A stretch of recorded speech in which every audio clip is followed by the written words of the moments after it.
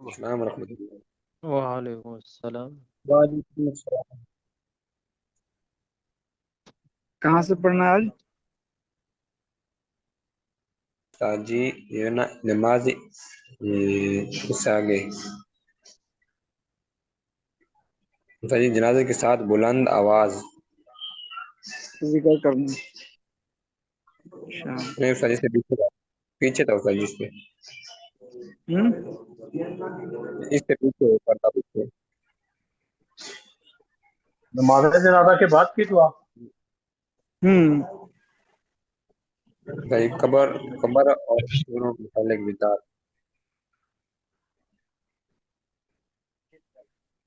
وفات اور قبروں سے متعلق بدعت۔ کون پڑھے گا آج؟ پڑھیں، شروع کریں۔ پڑھوں ساتھ جی؟ پڑھیں۔ بسم اللہ الرحمن الرحیم۔ وفات اور قبروں سے متعلق بدعات۔ میت کے سینہ پر کلمہ شہادت لکھنا۔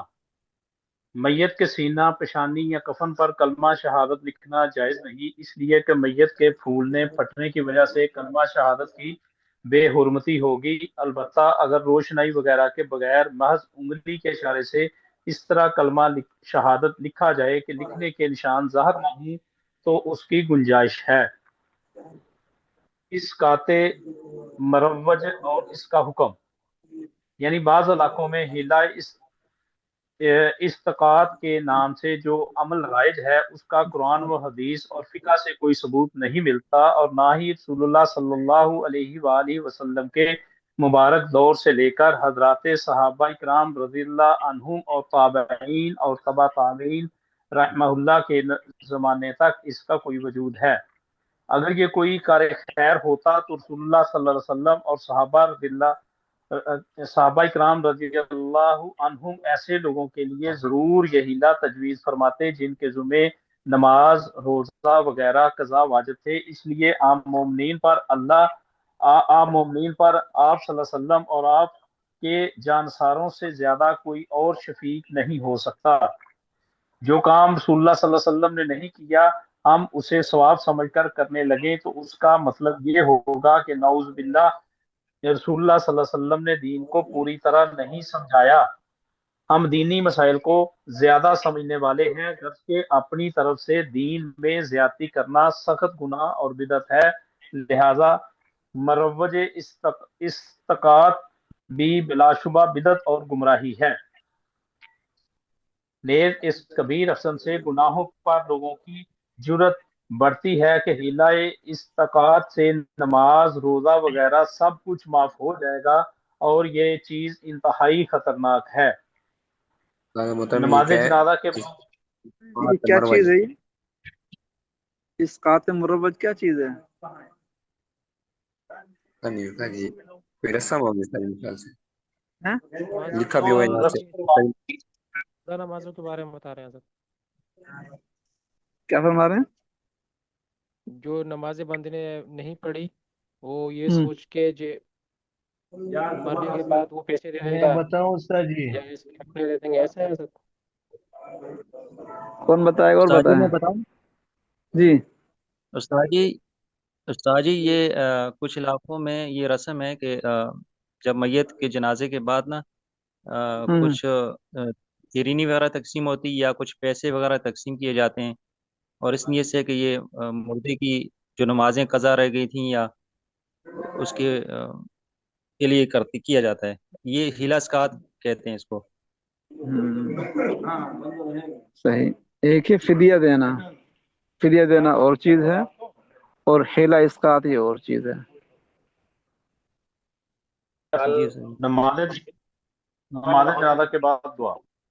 نماز جنازہ کے بعد دعا مانگنا حضور اکرم صلی اللہ علیہ وآلہ وسلم اور صحابہ کرام و تابعین سے ثابت نہیں، اس لیے فقہاء کرام رحمہ اللہ تعالیٰ نے اسے ناجائز اور مکروہ بتایا ہے۔ چنانچہ 30ویں صدی ہجری کے فقہ امام ابو بکر بن حامد فرماتے ہیں ان الدعاء بعد الصلاۃ الجنازہ مکروہ، یعنی نماز جنازہ کے بعد دعا کرنا مکروہ ہے۔ اس کے علاوہ بھی متعدد کتب فتاوی میں اس کی ممانعت و کراہت منقول ہے۔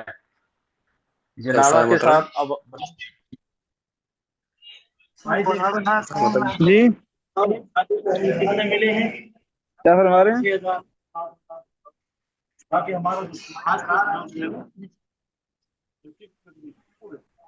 عمار بھائی بولو نا یار. شور آ رہا ہے نا، اسی وجہ سے ساتھی پوچھ رہے ہیں. ساتھ محترم جو ہے نا، اگر کوئی دعا منگوا رہا ہو، اگر ہم نے مانگ لی تو کیا ہم بدعت میں شمار ہوں گے؟ بچنا چاہیے، نکلنا چاہیے. اچھا، نہیں مانگنی چاہیے، گناہ ہوگا. نکلنا چاہیے، نہیں مانگنا چاہیے. ہاں، اگر زیادہ ہی کہیں مجبوری ہو تو آدمی پھر اس کو کیا کہتے ہیں ضروری نہ سمجھے، پھر پوچھنا پڑے گا بظاہر. جی استاد جی. ہمارے یہاں مفتی صاحب ہیں. جی ہمارے یہاں مفتی صاحب ہیں، ہمارے امام مسجد ہیں، تو وہ ختم پہ بھی چلے جاتے ہیں.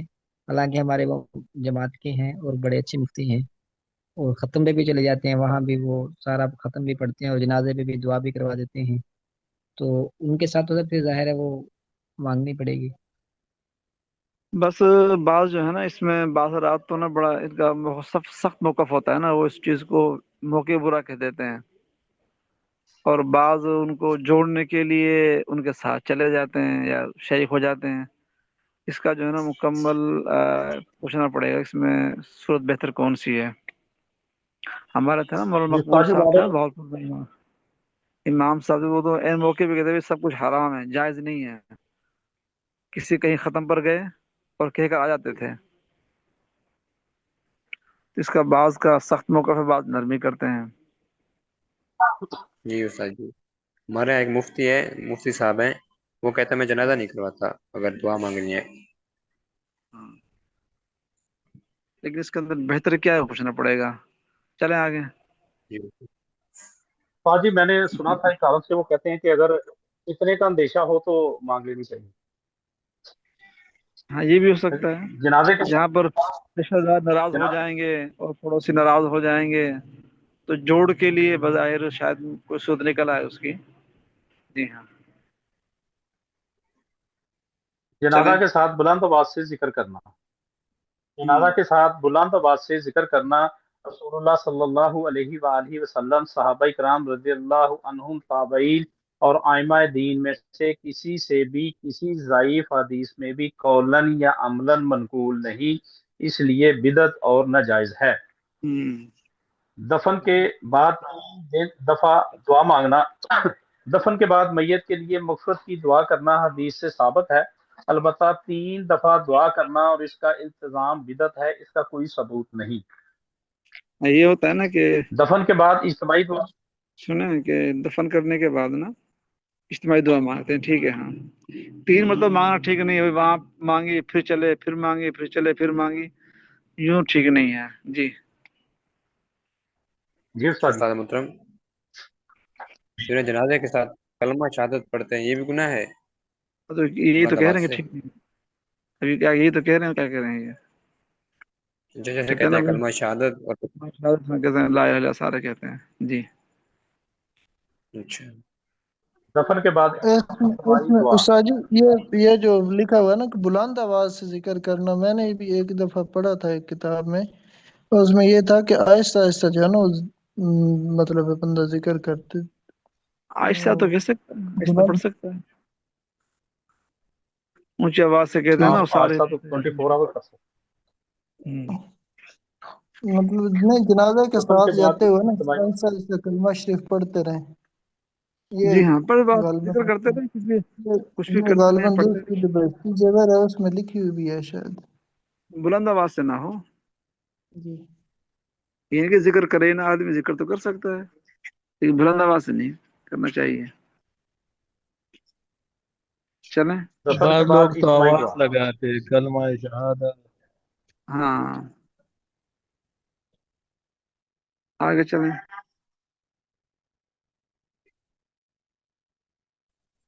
اور استاد دفن کے محترم ایک بعد سوال ہے. جی اجتماعی دعا کو مسنون سمجھ. یہ جو جب میت کو دفن کر لیتے ہیں پھر دعا مانگ کر پھر وہ چیز وغیرہ تقسیم کرتے ہیں، یہ ٹھیک ہے؟ ٹھیک نہیں ہے، نہیں ٹھیک نہیں ہے. مٹھائی मिठाई वगैरह? क्यों? पता नहीं, हम भी पूछते हैं भाई क्यों करते हो, कहते सवाब जी होता है। उस्ताद। स्वाब घर जी जाके करें उस्ताद मैंने स्वाब। भी खाई। जी उस्ताद मैंने भी खाई थी एक दफा। उस्ताद जी, उस्ताद जी एक बात जो है ना, ये हमारे इलाके में जब वो गुस्ल कर लेते हैं मैयत का, गुस्ल के बाद जो है ना, फिर औरतें जो है ना वो जोर जोर से कलमा शरीफ पढ़ना शुरू कि ये पढ़ो भी ठीक नहीं कलमा है, ला। ये भी ठीक नहीं है। नहीं, ये भी ठीक नहीं है। ठीक है बल्कि सही। ये देखिए ना कि गुस्ल के बाद ये मैयत का दीदार करवाते हैं। देखा जी आपने औरतों को हाँ, जी जी। बाज जगहों में, तो ये भी ठीक नहीं है उनके लिए, वो तो ना महरम है, गैर महरम है। और देखें उसका उसका चेहरा देखेंगे जो गैर महरम है। और जो जनाजा के बाद जो है ना वो दीदार कराते हैं, उसके बारे में। उसमें आगे आ जाएगा, चलो। अच्छा चलो। दफन के शादी दुआ साबित है, अच्छा, इज्तिमाई वैसे साबित। उस्ताद जी ये जो कह रहे थे ना कि कलमा शहादत, ये जो जनाजा उठा के जा रहा होता है, हमने देखा कि ज्यादातर वही कहता है कि भाई मेरी तरफ ध्यान करो, मेरे से ये ले लो जनाजा, मैंने कंधा दिया हुआ है बड़ी देर से। वो ध्यान अपनी तरफ करवाता है लोगों का। ये बात होती है। कहना यही बात। और एक दफा तो ये हुआ, वो भाई बता रहे थे कि एक बंदा फौत हो गया और वो बंदा जो है ना कंधा दे के चला जा रहा था, कोई उससे ले नहीं रहा था ना, वो कंधा उसका तो उसने कहा कि भाई इसको रोको और इसको रखो नीचे जनाजे को। उसने अच्छा, कहा कि मैंने इसको मारा है, आप मुझे ले ही नहीं रहे हो, इन्नू मैं मारे। यानी वो काशन काशन देते हैं, ला इलाहा इल्लल्लाह अफजल। जी जी काशन देते जी हैं जी कि जी बदल लेके ये करना। लेकिन अब तो सर, जो है ये ना एक सवाल ये था। जी। हम तो इधर पढ़ते हैं ना, अभी हर साल जो है ना लाखों उलमा फारिग होते हैं मदरसों से, फिर भी हम्म ये जो चीजें है हमारा जिंदगी से नहीं निकल पाती। न कोई इस पर बात भी कर सकता है। अगर कोई इस पर ये बात कर ले कि ऐसा न करो तो फिर तो कोई झगड़ा हो जाता है, मसले बन जाता है। असल में झगड़े का तो अंदेशा ये हम फसाद है बस ना। पढ़ते हैं, अमल नहीं कर। हाँ, बस फसाद की वजह से ना, फसाद से बचने के लिए तो आदमी बस खामोश इख्तियार करे, गुंजाइश शायद तो निकल ये आए। कब तक हमें इख्तियार करना पड़ेगा? ये तो हम बस पढ़ते उनको हैं, जो फिर है इस पर ना अमल भी नहीं इंफरादी करेगा समझाना तो पड़ता है ना। ये तो आप उनको ये समझाएंगे, फर्दन फर्दन जहन बनाएंगे इसका ना। जो आदमी तबलीग में निकल आते हैं, वो ताल्लुक उलमा से हो जाता है, फिर उसे छोड़ जाते हैं वो। बात समझ गए? लेकिन जिनका अक्सर ताल्लुक ये तो जो हमने अभी तक जिस किताब में हमने पढ़ा है ना, सारे मसले जो है ना हमारा गांव में तो है। लेकिन हम्म अभी मैंने इसको देखा तो हमारा साथी जो बात कर रहा है ना, कोई पंजाब से है, अलग अलग मुख्तलिफ मुख्तलिफ जगहों से है। तो ये हम्म। सेम सम ये जगह ये मामला हमारे भी है यहाँ। तो मेरा ख्याल में पूरा उसमें पाकिस्तान में ऐसा चीज है उसमें ये है ना जो कि नहीं किसी करना से चाहिए, बाइकाट भी नहीं करता करना, है। किसी से बाइकाट भी नहीं करना कि आप अगले दफा कर जाएं, सबसे अकेले होकर रह जाएं।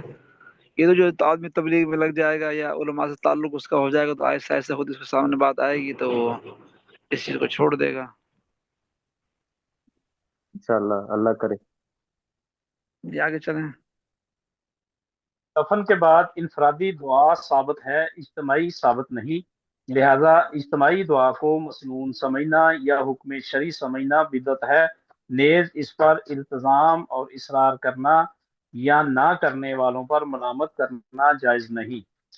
अहले हम्म मैयत की तरफ से दावत, नहीं, अहले दफन के मैयत की बाद तरफ ना, से सुने, दफन करने के बाद ना सूरह, ये जो है ना बकरा का पहला रुकू पढ़ते हैं पैरों की तरफ, और सर की तरफ ये आखिर दो आयतें पढ़ते हैं रुकू की।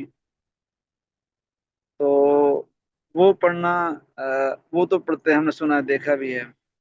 इसको भी जरूरी समझना ये ठीक नहीं है। नहीं, समझ ये गए? तो साजी हम बकरा का पहला और आखिरी जो रुकू पढ़ते हैं, ये सुन्नत अमल है। मुस्तहब है। ठीक हो। हाँ।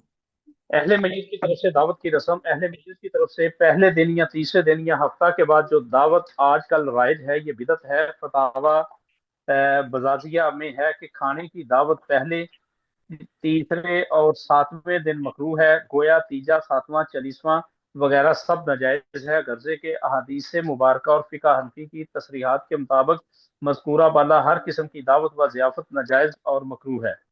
حدیث کی روح سے میت کے پڑوسیوں اور دور کے رشتہ داروں کو حکم ہے کہ وہ میت کے گھر والوں کے لیے صبح شام کا کھانا تیار کر کے بھیجیں۔ فقہ حنفی کے بہت بڑے عالم علامہ ابن حمام رحمت اللہ فرماتے ہیں کہ میت کے گھر والوں کی طرف سے دعوت کرنا مکروہ ہے، اس لیے کہ دعوت و ضیافت خوشی کے موقع پر ہوتی ہے، نہ کہ مصیبت کے وقت۔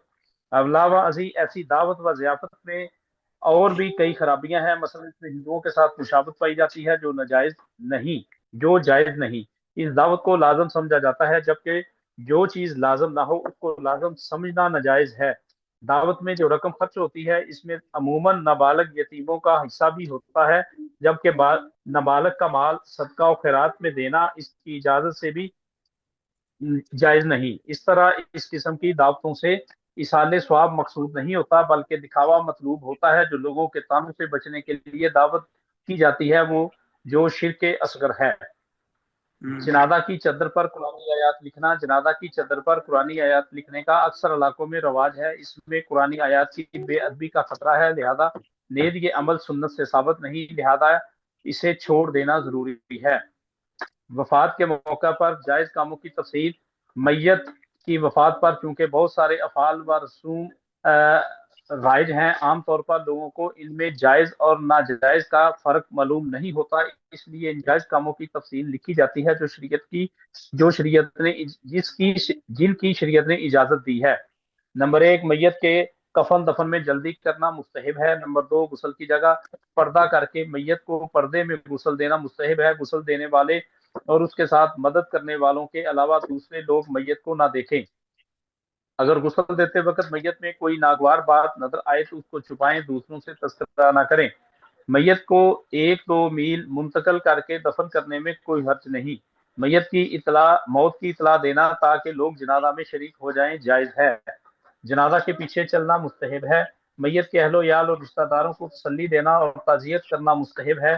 میت کے پڑوسیوں اور رشتہ داروں کو چاہیے کہ اس کے گھر والوں کو وفات کے دن صبح اور شام کا کھانا کھلائیں، یہ بھی مستحب ہے۔ اہل میت 3 دن تک اپنے مکان یا بیٹھک میں تعزیت کے لیے آنے والوں کے لیے بیٹھ جائیں تو اس میں کوئی حرج نہیں، لیکن اس دوران کوئی کام شریعت کے خلاف نہ ہو۔ ایصال ثواب۔ میت کو اعمال صالحہ کا ثواب پہنچانا جائز ہے۔ عمل خیر چاہے بدنی ہو یا مالی، دونوں کا ثواب بخشنے میں سے میت کو پہنچ جاتا ہے۔ اہل ثواب کی چند صورتیں: میت کے لیے نفل نماز، روزہ، نفل حج یا عمرہ، قرآن پاک کی تلاوت بخشیں تو اس کا ثواب اس کو پہنچتا ہے۔ نمبر 2، خدمت خلق کا کوئی کام، مثلا کوئی فلاحی وقت، کوئی مسجد یا دینی مدرسہ بنا کر میت کے لیے ثواب کی نیت کی جائے۔ نمبر 3، فقراء و مساکین، یتیموں اور ناداروں کو کھانا، کپڑا یا نقدی دے کر میت کو ایصال ثواب کرنا۔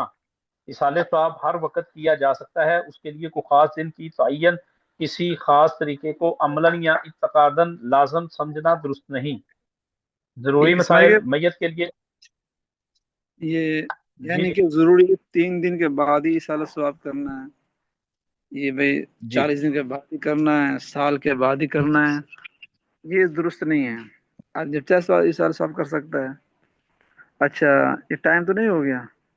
چلیے اور پڑھ لیں، ضروری مسئلہ پڑھ لیں۔ ضروری مسئلہ۔ میت کے ایصال ثواب سے ضروری چیز جس کی طرف لوگوں کی توجہ نہیں ہوتی ادائے حقوق ہیں، یعنی میت کے ذمہ دوسروں کے قرض اور حقوق ہوں تو ان کو ادا کرنے کی کوشش کریں، یہ نفلی ایصال ثواب سے بڑھ کر ضروری اور اہم ہے۔ رسول اللہ صلی اللہ علیہ وآلہ وسلم اس شخص کا جنازہ بھی نہیں پڑھاتے تھے جس پر قرض ہوتا اور اس کا مال اس قرضے کی ادائیگی کے لیے کافی نہ ہوتا۔ اچھا، سمجھ گئے بات۔ تو میت جب آدمی مر جاتا ہے تو اس کے مال سے تعلق ختم ہو جاتا ہے۔ اب وہ مال وارثوں کا ہوتا ہے، اس کا نہیں ہوتا، اس لیے اس میت کے اس وارثوں کے مال سے اجازت کے بغیر آدمی کہیں میت پر خرچ بھی نہیں کر سکتا۔ تو پہلے جو اس کے میت کے مال سے پہلے قرض دیا جائے گا، جو 20 روپے قرض تھا، پھر جو ہے اس کے مال سے وصیت بھی 30 حصے میں پوری کی جائے گی، پھر وہ ورثہ میں تقسیم کیا جائے گا۔ اگر وہ تقسیم سے پہلے ہی اگر آدمی اس وارثوں کے مال سے خیرات کا صدقہ کرے گا تو یہ کرنا ٹھیک نہیں ہوتا. آ گیا اس کا میسج سبق کا؟ نہیں نہیں استاد استاد جی جی. وہ بیمار ہیں، بخار ہے ان کو، یہ وہ حضرت آج نہیں پڑھائیں گے. لنک آ گیا، لنک آ لنک گیا آ ادھر جی گیا. کا. جی استاد جی جی لنک نہیں آیا، وہ میسج آیا کہ مجھے بخار ہے. اچھا. ان کا میسج آیا استاد جی کا کہ میں آج سبق نہیں ہوگا، مجھے بخار ہے.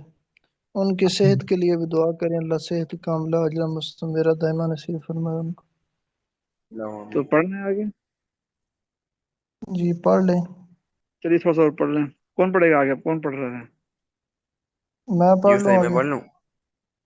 میں پڑھ لوں جی. پڑھ لیں، کوئی تو پڑھے. چلیں کاشف بلال بھائی پڑھ لیں. کاشف صاحب جی. خیرات. ہم۔ آج کل لوگوں میں ایصال ثواب کا ایک ہی طریقہ رہ گیا ہے، یعنی دیگیں چڑھا کر کھانا کھلانا. اس کھانے کو دو قرضوں سے بھی مقدم سمجھتے ہیں. نیز یہ کھانا میت کے ترکہ سے تیار کیا جاتا ہے، حالانکہ ترکہ میں تمام ورثہ کا حق شامل ہے، جس میں بسا اوقات نابالغ بھی ہوتے ہیں. سب ورثاء کی رضامندی بھی ضروری نہیں سمجھی جاتی، حالانکہ تمام ورثاء کی رضامندی ضروری ہے، ورنہ وہ خیرات ثواب کی بجائے گناہ کا باعث بنے گی. نیز نابالغ وارث اگر اجازت بھی دے تو بھی اس کی اجازت کا شریعت میں امتیاز نہیں، اعتبار نہیں، اعتبار. اعتبار لفظ نہیں. اعتبار. خیرات میں ریا کا زیادہ اہتمام ہوتا ہے. اس کی ایک علامت یہ ہے کہ اگر میت کے لیے خیرات کرنے والوں کو یہ کہا جائے کہ یہ رقم جو اس طرح کھانا پکا کر کھلانے میں صرف ہو گئی اور اس میں امیر و غریب تھوڑا تھوڑا کھا لیں گے اور صرف ایک وقت کا گزارا ہوگا، بجائے اس طرح خرچ کرنے کے غریب، یتیم اور دیگر مستحق افراد میں بانٹ دو تاکہ ان کی مختلف ضروریات حل ہو سکیں اور ان کا چند دن گزر اوقات آسانی سے ہو. تو بعض لوگ تو اس کو میت کے لیے خیرات ہی نہیں سمجھتے، کیونکہ ان کے ہاں خیرات وہ ہوتی ہے جس میں دھوم دھام اور بھیڑ. بھیڑو زد بھیڑ و حمام. ازدحام کہتے ہیں رش کو، بھیڑ و ازدحام. بھیڑ و ازدحام ہو، لوگ آئیں جائیں تاکہ معلوم ہو کہ خیرات ہوئی ہے، ورنہ کیا معلوم کہ خیرات تو ہوئی یا نہیں. یہ تو سراسر ریاکاری ہے جس کا کوئی ثواب نہیں بلکہ الٹا گناہ ہونے کا شدید خطرہ ہے. آگے کس طرح ہوگا پینج؟ ہو گیا. بعض لوگ اگرچہ چپکے سے مستحقین کو دینے کو بھی خیرات سمجھتے ہیں، لیکن رسم پڑنے کی وجہ سے عمومی کھانا کھلانے کو ہی ترجیح دیتے ہیں، حالانکہ مستحقین کو دینے سے جتنا ثواب میت کو ملتا ہے اتنا عام کھانا کھلانے سے نہیں ملتا. لہٰذا میت کے لیے خیرات کی چند شرائط لکھی جاتی ہیں جن کے مطابق خیرات کرنے سے میت کو زیادہ سے زیادہ ثواب ملنے کی امید ہے. پہلا، میت کے لیے جو بھی خیرات کی جائے اس میں یتیم کا مال نہ ہونا چاہیے، ورنہ کھانے اور کھلانے والے دونوں گناہ گار ہوں گے، میت کو ثواب پہنچنا تو دور کی بات ہے. دوسرا، خیرات مستحقین اور غریب افراد کو کو ہی جائے. مالدار لوگ کھا گئے. مالدار لوگ کھا گئے تو غریبوں کو کھلانے والا ثواب نہیں ملے گا. تیسرا، خیرات میں دکھلاوا اور نمائش مقصود نہ ہو، ورنہ ثواب کی بجائے گناہ ہوگا اور میت کو کوئی ثواب نہیں پہنچے گا. چوتھا، کھانا کھلانا ہو یا کوئی اور کار خیر، اس کے لیے کسی خاص دن کو اس طرح مقرر کرنا کہ اس کی رسم پڑ جائے اور اس دن نہ کرنے میں لوگ ثواب میں کمی محسوس کریں، یہ جائز نہیں. کسی بھی دن کی رسم ڈالے بغیر خیرات کریں. پانچواں، مسکینوں کو کھانا کھلانا الگ کار خیر ہے اور قرآن مجید کی تلاوت الگ عبادت ہے. ان دونوں کو ضرور اکٹھا کرنا، یعنی کھانا سامنے رکھ کر فاتحہ پڑھنا اور فاتحہ سے پہلے کسی کو کھانا نہ دینا ایک ناجائز رسم ہے، اس کو چھوڑنا واجب ہے. بعض جگہوں بعض جگہ دیگوں کے پاس قرآن خوانی کرائی جاتی ہے، یہ بھی ایک ناجائز رسم ہے۔ نیز اس میں قرآن مجید کی بے ادبی ہے، دیگیں پک رہی ہوں اور قاری صاحبان کو وہیں بلا کر پڑھوایا جا رہا ہو۔ اچھا جی استاد محترم، جی یہ جو ہمارے قرآن حضرات ہوتے ہیں، اب ہمارے اپنے دیوبندیوں میں بھی یہ اپنے طلباء کو، مدرسے کے طلباء کو لے کر جاتے ہیں، اور جس جگہ یعنی کہ خرائط وغیرہ ہوتی ہے وہیں جا کر قرآن پڑھتے ہیں، اور دوسرے اپنے طلباء کو بھی لے جاتے ہیں، اور یہ ان کے لیے ٹھیک ہے یا بس کس طرح؟ اس کے اندر بھی اس میں احتیاط کرنی چاہیے۔ ہمارے جی بعض حضرات تو اس کو نا یعنی کہ روکتے ہیں کہ بھائی آدمی جس نے پڑھا ہے وہ کھانا کھائے نا، جی جس نے قرآن پڑھا ہے اور بالغ ہے وہ کھانا نہ کھائے۔ نابالغ بچے کھا سکتے ہیں، پڑھ سکتے ہیں، لیکن جو بالغ آدمی ہو نا، اس سے اعمال ضائع ہونے کا خطرہ ہوتا ہے۔ صحیح ہو گیا، صحیح ہو گیا۔ چھٹا، میت کو زیادہ سے زیادہ ثواب پہنچانے کی بہتر صورت یہ ہے کہ فقراء اور مساکین کے ساتھ نقدی کی شکل میں تعاون کیا جائے، تاکہ وہ اپنی ضرورت کے مطابق اس سے فائدہ اٹھا سکیں، ورنہ بسا اوقات ان کو علاج کے لیے رقم کی ضرورت ہوتی ہے، کپڑے نہیں ہوتے، قرضوں کی ادائیگی کرنی ہوتی ہے، اور ان کو عمدہ کھانا کھلا دیا جاتا ہے، حالانکہ ضروریات کے لیے کھانا کھلانا کافی نہیں۔ تعزیت کا مسنون طریقہ۔ تعزیت کا صحیح طریقہ یہ ہے کہ جس گھر میں غمی ہو ان کے پاس جا کر میت کے متعلقین کو تسلی دے، ان کے ساتھ اظہار ہمدردی کرے اور صبر کے فضائل اور اس کا عظیم الشان اجر و ثواب سنا کر ان کو صبر کی ترغیب دے، اور ان کے غم کو ہلکا کرنے کی کوشش کرے۔ رسول اللہ صلی اللہ علیہ وسلم خود بھی اس کا اہتمام فرماتے تھے اور دوسروں کو بھی اس کی نصیحت کرتے اور ترغیب دیتے تھے۔ تعزیت کے وقت یہ الفاظ کہنا مسنون ہے۔ ان للہ ما اخذ وله ما اعطى وكل شيء عنده باجل مسمى جی وكل شيء عنده باجل مسمى۔ جی، صحیح۔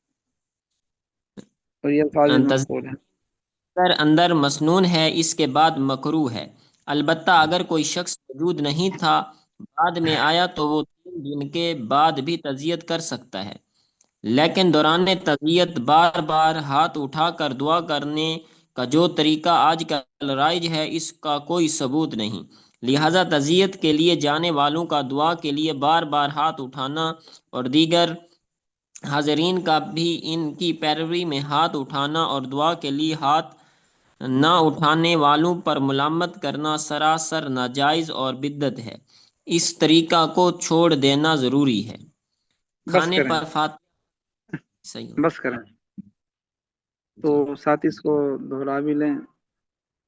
اور مجھے ہے نا یہ بدعات اور رسومات کو چھوڑنا چاہیے، لیکن جہاں پر بعض جگہ ساتھی قریب والے تعلق والے ہوتے ہیں، متعلقین ہوتے ہیں، تو پیار سے محبت سے سمجھا دیا جائے کہ بھئی یہ طریقے ٹھیک نہیں ہے، الجھا نہ جائے، جھگڑا نہ جائے، جھگڑیں گے تو پھر کام اور خراب ہو جائے گا۔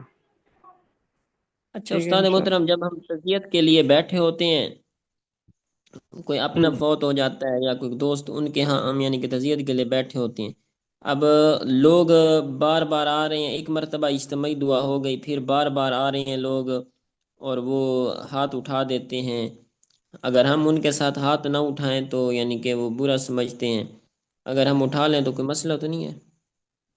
اور اس میں کیا لکھا ہوا ہے دیکھا نہیں آپ نے؟ اس میں تو یعنی کہ وہ ہے بھائی چھوڑنا چاہیے۔ چھوڑنا چاہیے نا۔